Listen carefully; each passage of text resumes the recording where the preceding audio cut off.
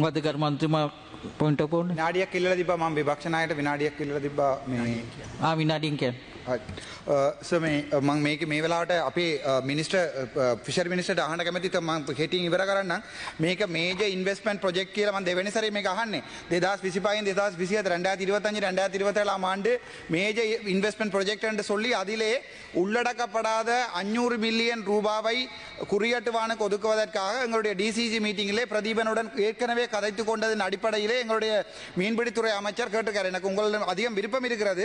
ஏனென்றால் இதிலே போடப்பட்ட மயிலிட்டி துறைமுகத்துக்கான 717 மில்லியன் அது சில அந்த மொத்த கோஸ்டிலே 974 மில்லியன் நீங்கள் இப்போது கோஸ்ட் பண்ணியிருக்கிறீர்கள். ஆனால் மயிலிட்டி துறைமுகம் மக்களிடம் கொடுக்கப்படவில்லை. அதைவிட வடக்கு மாநிலத்திலே 2024க்கு எழுதப்பட்ட அந்த ப்ரொஜெக்டிலே 315 மில்லியன் மிகுதியாக இருக்கிறது. ஆனால் அது எங்கே என்று தெரியவில்லை.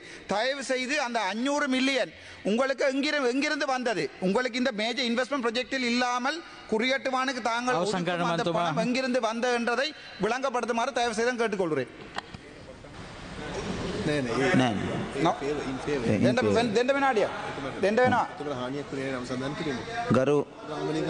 ගරු රාමලිංගම් චන්ද්‍රසේකර ඇමතුමා ඔබතුමාට විනාඩි 16ක කාලයක් තියෙනවා. ගරු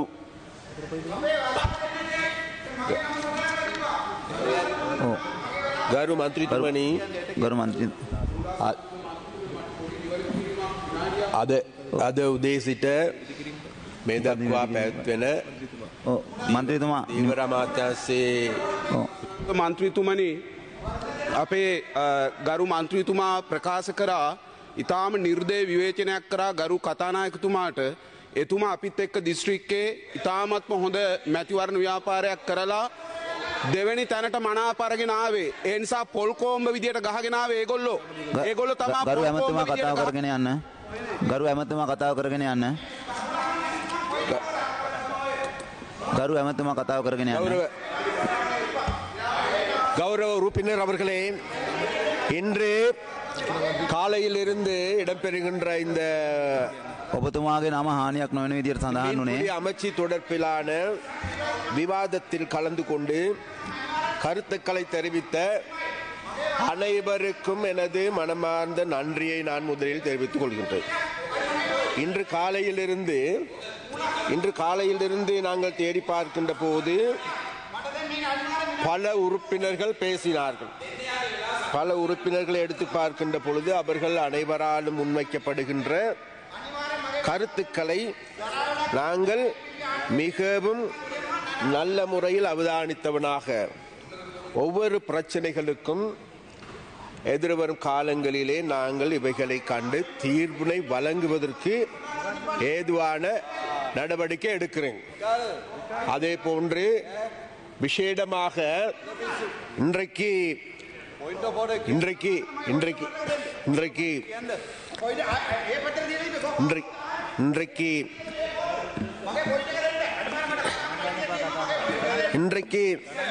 விசேடமாக இன்றைக்கு இந்த காலையிலிருந்து இடம்பெற்ற இந்த விவாதத்தின் பொழுது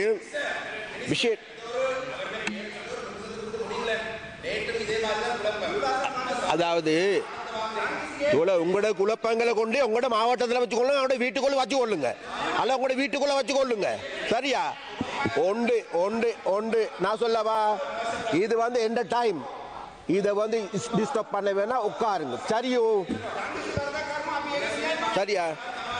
அதனால சபாநாயகர் அவர்களே අරයා පොඩ බැඳලා දාන්න මේ කතානායකතුමනි ලණුවක් දාලා හරි අනේ යනවා යන්න ඕයි තම්සේ හරි හරි නියල අදාවදේ அந்த சரியா ගරු මන්ත්‍රීතුමා තප්පර 30ක් කාලයක් ගන්න. අයි තප්පර 30ක් පොයින්ට් වෝට් එකේ තියෙන විනාඩියක්. හරි මට කියන්න දැන් 2021 අපේ DCG මීටින් එකක් තිබ්බා 31 වෙනිදා. 2021 මගේ ෆෝන් එක ට්‍රැක් කරලා 2021 23 වෙනිදා අපේ සභානායකතුමා ලියුමක් දීලා තියෙනවා පොලිසියට මාව අරස් කරන්න කියලා. හැබැයි මට දැනුවත් කරලා නැහැ. එදා දවසේ ඉඳන් අපේ සභානායකතුමා කරන්නේ ඕගොල්ලෝගේ මේ ප්ලෑන් එක තමයි මේවා කරන්නේ. ඒක සම්පූර්ණ වැරදි. මාව අරස් කරන්න ගරු ඇමතුමා කතාව කරගෙන යන්න.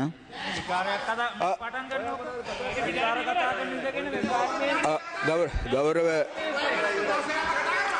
உறுப்பினர் அவர்களே, இன்று காலையிலிருந்தே இடம்பெற்ற இந்த விவாதம் நல்ல முறையில் இடம்பெற்று சொல்கின்றது.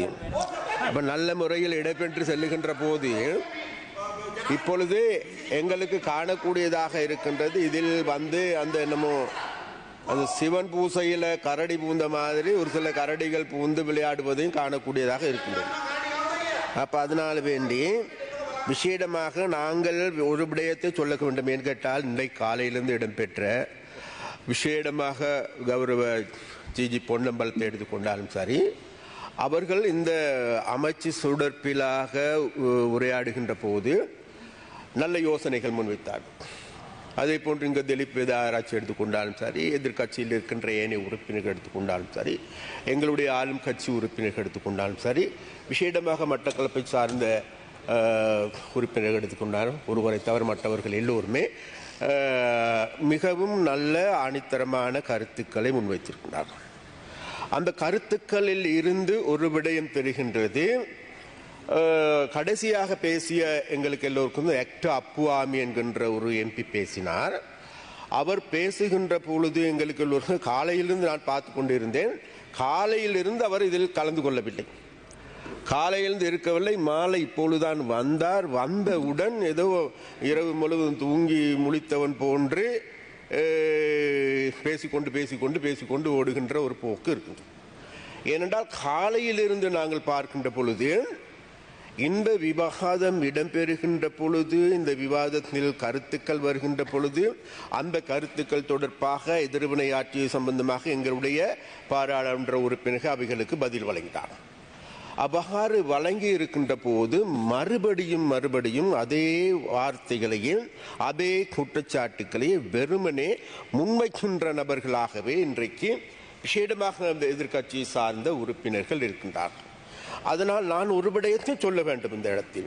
என்னவென்றால், விசேடமாக நான் இன்றைக்கு இந்த அமைச்சை பொறுப்பேற்று இன்றைக்கு 4 மாதங்கள் தான் ஆகுகின்றது கௌரவ உறுப்பினர் அவர்களே.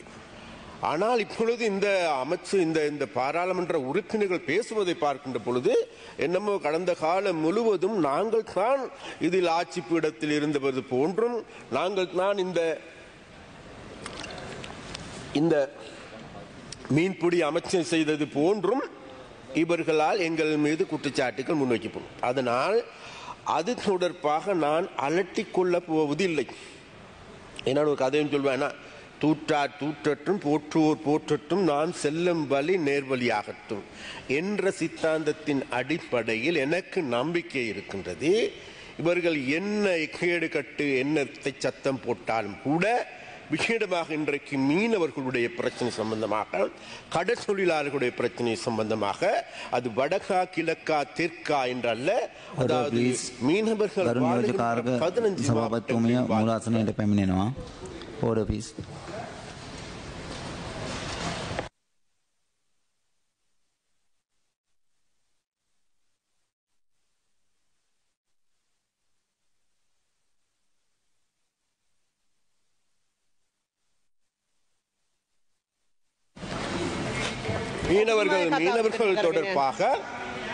மீனவர்கள் தொடர்பாக மிக ஆழமான தேடலை நாங்கள் செய்து வருகிறோம். கடந்த 4 மாதங்களாக இங்கு இருக்கின்ற உறுப்பினர்கள் ஒரு விடயத்தை தெரிந்து கொள்ள வேண்டும். இந்த அமைச்சை நாங்கள் பொறுப்பேற்கின்ற பொழுது, அதாவது சிஎஃப்சி என்கின்ற சிலோன் பிஷரிஸ் கோர்பரேஷன் எடுத்துக்கொண்டாலும் சரி, நெக்னா நிறுவனத்தை எடுத்துக்கொண்டாலும் சரி, சீனோர் எடுத்துக்கொண்டாலும் சரி, நோக்ஸி எடுத்துக்கொண்டாலும் சரி, எங்களின் கீழ் இயங்குகின்ற, எங்களுடைய அமைச்சின் கீழ் இயங்குகின்ற 6க்கு அதிகமான நிறுவனங்கள் இருக்கின்றது. அந்த அனைத்து நிறுவனங்களுடைய செயற்பாடுகளையும் மீளாய்வு செய்து அங்கிருக்கின்ற அதிகாரிகளோடு ஆழ்ந்த உரையாடலை செய்து அவர்களோடு சேர்ந்து இன்றைக்கு நாங்கள் இந்த மீன்பிடி துறையை, கடல் தொழிலை கட்டியெழுப்புவதற்கான புதிய வேலை திட்டத்தை நாங்கள் தயாரித்திருக்கோம். அப்ப அந்த வேலை திட்டத்தை தேடுகின்ற போது எங்களுக்கு தெரிகின்றது, இந்த நிறுவனங்கள் அனைத்துமே இன்றைக்கு உடைந்து விழுந்து சீரழிந்து போன ஒன்றாகவே இருக்கின்றது. நாங்கள் சொல்லுகின்றோம் இலங்கையை சுற்றி 200 மைல் கடல், விசாலமான கடல் இருக்கின்றது, கடலில் மீன்கள் இருக்கின்றது, ஆனால் எங்களுக்கு சாப்பிடுவதற்கு மீன் இல்லை என்கின்ற குற்றச்சாட்டை நாங்கள் ஒவ்வொரு நாளும் சொல்லிக் கொண்டு வருகின்ற ஒரு விடயம் இருக்கின்றது. ஆனால் நாங்கள் தேடி பார்க்கின்ற பொழுது அதற்கே உரிய அமைச்சுக்கள் இருந்தது, நிறுவனங்கள் இருந்தது. அந்த நிறுவனங்கள் ஊடாக இந்த செயற்பாடுகளை நல்ல முறையில் இது நாள் வரைக்கும் இருந்தவர்கள் முன்னெடுத்தார்களா என்று தேடி பார்க்கின்ற பொழுது மிகவும் கவலையாக இருக்கின்றது. பிரதி குழுக்களின் தவிசாளர் அவர்களே, எங்களுடைய ஒவ்வொரு நிறுவனங்களை நாங்கள் தேடி பார்க்கின்ற பொழுது 1000 மில்லியனுக்கு அதிகமாக கடன் பொறியில் சிக்கி கிடக்கின்றது. 600 மில்லியனுக்கு அதிகமாக வாங்கி, அதாவது தொழிலாளர்களுக்கு வழங்க வேண்டிய EPF நிதியை கூட செலுத்த முடியாத நிலைக்கு தள்ளி வைத்திருக்கின்றார்கள். வாங்கிய கடனும் வாங்கியிருக்கின்றார்கள், வங்கியில் கடனும் பெற்று கடனையும் திருப்பி செலுத்த முடியாத ஒரு நிறுவனங்களாகவே இன்றைக்கு இந்த நிறுவனங்கள் இருக்கின்றது. அந்த வகையில் நாங்கள் ஒரு விடயத்தை சொல்லிக்கொள்ள வேண்டும். இந்த நிலையில் இருந்து எங்களுடைய இந்த மீன்பிடித்துறை அமைச்சை கட்டியெழுப்ப வேண்டிய தேவை, கடப்பாடு எங்களுக்கு இருக்கின்றது. அந்த கடப்பாட்டின் பொழுது இங்க இருக்கின்ற ஒவ்வொரு உறுப்பினர்கள் சுட்டிக்காட்டியது போன்று இந்த நாட்டில் இருக்கின்ற மக்கள் எங்களுக்கு பெருவாரியான வாக்குகளை அளித்தது உண்மை. அது விசேடமாக வடக்கில் இருக்கின்ற மீனவர்கள், மீன்பிடி வாழ்கின்ற மக்கள், கடற்தொழிலாளர்கள் பெருவாரியான ஆதரவை கொடுத்தது உண்மை. நாங்கள் மீண்டும் இந்த இடத்தில் சொல்லுகின்றேன், கௌரவ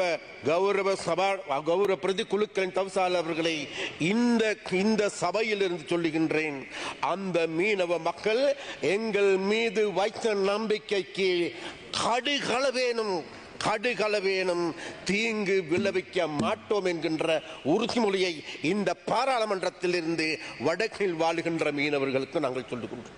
ஏனென்றால் வடக்கில் வாழுகின்ற மீனவர்களோடு மற்றவர்கள் போன்று சும்மா ஓடி விளையாடுகின்ற விளையாட்டு பிள்ளைகள் அல்ல. நாங்கள் அங்கிருக்கின்ற மக்களோடு, மீனவர்களோடு நேரடியாக சென்று வாழ்கின்றவர்கள். அங்கிருக்கின்ற மீனவர்களோடு சென்று ஒன்றாக அவர்களுடைய சாப்பாட்டையா, அவர்களுடைய தேநீரையா அருந்தி அவர்களோடு வாழ பழகி இருக்கின்றவர்கள். அந்த வகையில் விசேடமாக இன்றைக்கு வடக்கில் வாழுகின்ற மீனவர்கள் அவர்களுடைய பிரச்சனைகளை நல்ல முறையில் நாங்கள் இனக்கண்டு கொண்டிருக்கின்றோம். அந்த மீன்பிடித்துறையை கட்டியெழுப்புவதற்கு இன்றைக்கு எங்களுக்கு தேவைப்படுகின்ற அடிக்கட்டுமான அந்த அடிக்கட்டுமான வேலைகள் அனைத்தையும் செய்வதற்கு எனக்கு போதிய நேரம் இல்லை. இருந்தாலும் படிப்படியாக ஒவ்வொரு விடயங்களை நாங்கள் எங்களுக்கு மயில்த்தை துறைமுகத்தை எடுத்துக்கொண்டாலும் சரி, எங்களுடைய பாயிண்ட் பீடு துறைமுகத்தை எடுத்துக்கொண்டாலும் சரி, மன்னாரில் இருக்கின்ற பேசாலை துறைமுகத்தை எடுத்துக்கொண்டாலும் சரி, முல்லைத்தீவில் இருக்கின்ற துறைமுகங்கள் எடுத்துக்கொண்டாலும் சரி, எல்லா துறைமுகங்களையும் பேசாலை, அதாவது விசேடமாக முல்லைத்தீவு மாவட்டத்தை எடுத்துக்கொண்டால் எங்களுக்கு எல்லோருக்கும் வட்டுவாகல் பாலம் என்பது தொழில் பிடிப்பதற்கு நல்லது ஒரு இடம், நல்லது ஒரு குளம் என்பது எல்லோருக்கும் நன்றாக தெரியும். அந்த இடத்தை புனர் நிர்மாணம் செய்கின்ற வேலையை நாங்கள் முன்னெடுத்து வந்திருக்கின்றோம். அது மாத்திரமல்ல பிரதி குழுக்களின் தவிசாளர் அவர்களே, இன்றைக்கு அது மாத்திரமல்ல, நேற்று முதல் நாள் எங்களுடைய அமைச்சின் கீழ் நாங்கள் மாவட்டங்களில், அதாவது 9 மாகாணங்களில் இருக்கின்ற மாகாண செயலாளர்களை அழைப்பித்து அந்தந்த மாகாணங்களில் இருக்கின்ற பிரச்சனை தொடர்பாக அந்தந்த மாகாணங்களில் மீன்பிடி துறையை கட்டியெழுப்புவதற்கு, அது நன்னீர்பிடியான் அல்லது ஏனைய அலங்கார மீன்பிடி துறையான், இவைகளை கட்டியெழுப்புவதற்கு ஏதுவான நடவடிக்கைகள் எப்படி எடுக்க வேண்டும் என்று அவர்களோடு ஆழ்ந்த உரையாடலை செய்தோம். அதன் பொழுது எனக்கு ஒரு உண்மை தெரிய வருகின்றது. வேறுமில்ல, இந்த கடல் தொழில்துறையை மாத்திரம் சரியான முறையில் கட்டி எழுப்புவோமாக இருந்தால் எமது நாட்டை இதைவிட ஒரு மாற்றமான இடத்திற்கு கொண்டு செல்ல முடியும் என்கின்ற திடமான நம்பிக்கை எங்களுக்கு இருக்கின்றது. அந்த நம்பிக்கையின் அடிப்படையில் கௌரவ ஸ்ரீ நேசன் அவர்கள் கேட்டுக்கொண்டது போன்று நாங்கள் மட்டக்களப்பு மாவட்டத்திற்கும், அம்பாறை மாவட்டத்திற்கும், திருகோணமலை மாவட்டத்திற்கும் அண்மையில் செல்ல முடியாது போய்விட்டது. நிச்சயமாக அங்கிருக்கின்ற மீனவர்களையும் சந்திப்பதற்கும், அங்கிருக்கின்ற மீனவர்களை கண்டு அவர்களுடைய பிரச்சனைகளை ஆராய்வதற்கும், அது மாத்திரமல்ல அந்த பிரச்சனைகளை தீர்ப்பதற்கு எங்களால் இயன்ற உயர்ந்த பட்ச ஒத்துழைப்பை வழங்குவதற்கும் நாங்கள் தயார் என்பதை இந்த இடத்தில் கூறிக்கொண்டு, அதே போன்று இந்த அமைச்சு தொடர்பாக நாங்கள் பேர்க்கின்ற போது இந்த வரவு செலவு திட்ட விவாதத்தின் போது எங்களுடைய அமைச்சில் இருக்கின்ற செயலாளர்கள், அதில் இருக்கின்ற பணிப்பாளர்கள், அதில் இருக்கின்ற டிஜி ஜெனரல் எல்லாரும் எடுத்துக்கொண்டாலும் கூட அனைவருடைய ஒத்துழைப்பு மிக அபரிமிதமாகவே எங்களுக்கு கிடைக்கும். அதனால் முதற்கு அவர்களுக்கு எங்களுடைய நன்றியை நாங்கள் தெரிவித்துக் கொள்கின்றோம். கௌரவ பிரதிக்குழுக்களின் தவிசாளர் அவர்களே, இந்த அமைச்சு என்பது முக்கியமான அமைச்சு என்பதில் எந்த வாத விவாதங்களும் கிடையாது. இன்று காலையிலிருந்து கருத்துக்களை தெரிவித்த அனைத்து பாராளுமன்ற உறுப்பினரும், அது எதிர்க்கட்சியாக இருந்தாலும் சரி, அதே போன்று எதிர்க்கட்சியாக இருந்தாலும் சரி, ஆளும் கட்சியாக இருந்தாலும் சரி, அனைவரும் உண்மையிலேயே மிகவும் ஆணித்தரமான நல்ல கருத்துக்களை வழங்கியிருக்கின்றார்கள், நல்ல ஆலோசனைகளையும் வழங்கியிருக்கிறார்கள். அந்த வகையில் விசேடமாக நான் ஒரு விடயத்தை மாத்திரம் கடைசியாக சொல்லிக்கொள்ள வேண்டும். விசேடமாக இன்றைக்கு இந்த இதுகளை நாங்கள் பற்றி பேசுகின்ற போது ஒரு சில இவர்கள் சொன்னார்கள், அதாவது இன்றைக்கு நாங்கள் நிதி ஒதுக்கீடு செய்கின்ற பொழுது எரிபொருளுக்கான நிதி கிடைக்கவில்லை, படகுகளுக்கு கிடைக்கவில்லை. அதில் முற்றிலும் பொய்யான தகவல். எங்களுடைய அறிக்கையின்படி கடந்த காலங்களில் மாத்திரம் நாங்கள் அதாவது 31,143 படகுகள், பல்லின படகுகள் பதிவாகி இருக்கின்றது. அதில் அவைகளுக்கு நாங்கள் தேடி பார்க்கின்ற பொழுது அதாவது 8 மில்லியனுக்கு அதிகமான ரூபாய் நாங்கள் அதாவது மானியமாக வழங்கியிருக்கின்றோம். அப்போ அது மேலும் மானியம் வழங்குவதற்கு நாங்கள் தயாராக இருக்கின்றோம். மானியம் வழங்குகின்ற பொழுது ஒரு பிரச்சனை இருக்கின்றது. அதாவது மானியம் வழங்குகின்ற போது அந்த மானியங்களை பெற்றுக்கொள்வது மாத்திரமல்ல, அவர்கள் மாதாந்தம் புதுப்பிக்க வேண்டிய தேவை இருக்கின்றது. அந்த புதுப்பிக்காததன் காரணமாக இன்றைக்கு பல்வேறு தடைகள் ஏற்பட்டிருக்கிறது தெரிகின்றது. அது மாத்திரமல்ல, இந்த கணக்கு வழக்கு வங்கிகளூடாகவே இடம்பெறுகின்றது. நாங்கள் வங்கிகளுக்குத்தான் எங்களுடைய பணத்தை அனுப்பி வைக்கின்றோம். அந்த வங்கிகளுக்கு அனுப்புகின்ற பொழுது அவர்களால் வழங்கி இருக்கின்ற அந்த அவர்களுடைய கணக்கு இலக்கங்களில் பல்வேறு குறைபாடுகள் காணக்கூடியதாக இருக்கின்றது. அந்த கதை நாங்கள் நிவர்த்தி செய்து கொண்டு சொல்லுகின்றோம். அந்த குறைபாடுகளின் காரணமாக மறுபடியும் நாங்கள் அவர்களை தொடர்பு கொள்ள வேண்டியிருக்கின்றது, மறுபடியும் புதுப்பிக்க வேண்டியிருக்கின்றது. அவ்வாறான ஒரு சிலருடைய காலதாமதங்கள் இருக்கின்றதை தவிர வேறு எதுவும் கிடையாது. அந்த வகையில் விசேடமாக நாங்கள் இந்த பிரச்சனையை கூடுதலான கவனத்தை எடுத்திருக்கின்றோம். அது மாத்திரமல்ல, மேலும் மில்லியன் 3000க்கு அதிகமான மில்லியன் ரூபாய் மிச்சம் இருக்கின்றது. அந்த பணத்தையும் நாங்கள் எதிர்வரும் காலங்களில் இதே மீனவர்களுக்கு, இதே மீன்பிடியில் ஈடுபடுகின்ற படகுகளுக்கு எரிபொருள் மானியமாக வழங்குவதற்கு நாங்கள் தீர்மானித்திருக்கின்றோம் என்பதை இந்த சபையில் நாங்கள் சொல்லிக்கொள்ள வேண்டும். அது மாத்திரமல்ல கௌரவ பிரதிகுழுக்கள் தவிசாளர் அவர்களே, இன்றைக்கு எங்களுக்கு நன்றாக ஒரு விடயம் மாத்திரம் தெரிகின்றது என்னவென்றால், விசேடமாக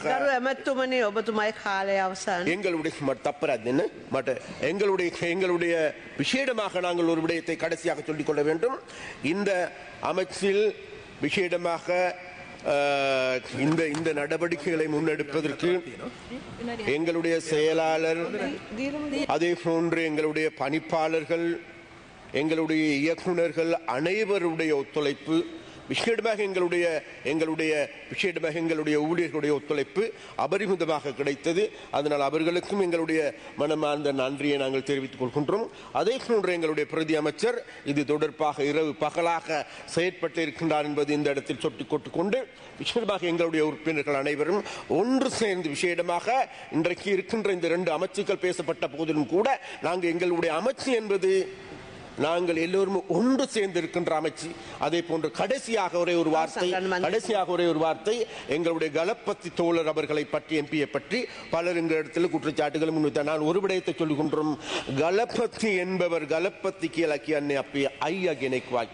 එම නිසා එයාට අපි ආදරේ එයා අපිත් එක්ක එකතු වෙලා ඉන්නේ ඒක අපිත් එක්ක වැඩ කරන්නේ අනිත් එක ඒ නිසා මේ කවුරු හරි හිතනවනම් ගලපති අයියා කොටලා මේ ප්‍රශ්න වෙනස් කරන්න පුළුවන් ඒව නම් වෙන්නේ නැහැ ගලපති කියන්නේ ගලක් වගේ මිනිස්සු ඒ නිසා අපි එයාට හැමදාම ආදරේ එයා හැමදාම අපිට මඟ පෙන්වන නායකයෙක් කියලා කියා ගන්න ඕන ඒ නිසා බොහොම ස්තුතියි කියලා ගරු උපංශෝධන සහිතව කාරක සභාව එකඟද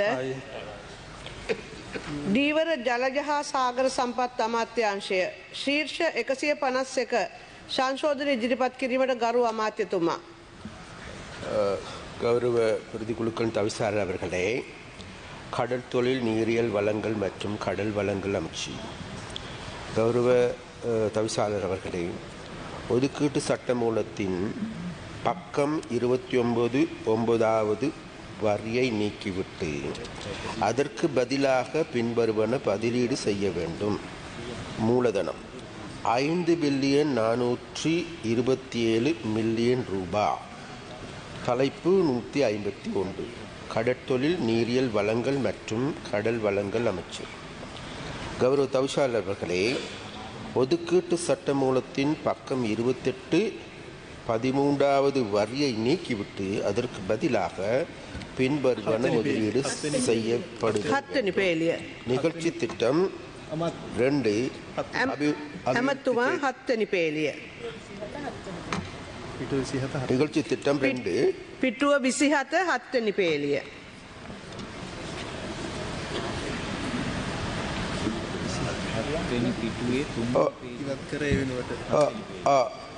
அபிவிருத்தி செயற்பாடுகள் 1,627,000,000 ரூபாய் 5,198,000,000 ரூபாய் இத்திருத்தத்தின் நோக்கம் யாதெனில் செலவின தலைப்பு இலக்க 51க்கு வரவு செலவு திட்ட முன்மொழிவு இலக்கம் 47னை செயற்படுத்துவதற்கு ஒதுக்கீடு செய்யப்பட்ட 200 மில்லியன் ரூபாய் இது இணை மூலதன நிதி ஏற்பாட்டில் அதிகரித்தலாகும் ශීර්ෂ 151 සංශෝධන සහිතව කාරක සභාව එකඟද